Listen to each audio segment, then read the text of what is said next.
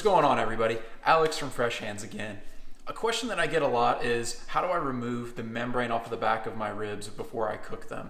We like to do that so that we can let that smoke really penetrate into the meat, let our seasonings get in there, and really develop that taste in the meat from both sides.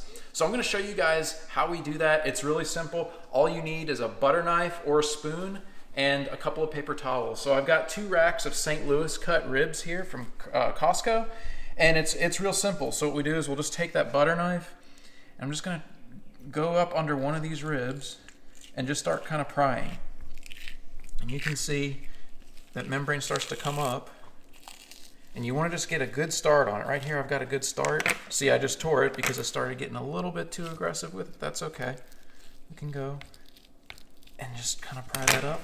And so then what you do is you don't need much, just one little paper towel, and then you grab it, get a good firm grip on it, and then you pull, and it comes off. So see, where I tore it, I left a little bit, so we can sit here and kind of work in and try to pry the rest of that up. And you don't have to do it perfectly, but kind of grab that there, get that started, and pull that right off. All right. Just in case you didn't get it that time, let's go ahead and do that again. Obviously this one's from the other side, so we'll go in here, just kind of stick our knife under that membrane. Try to get that started as much as we can. All right. And then we'll just grab it right there. Look at that.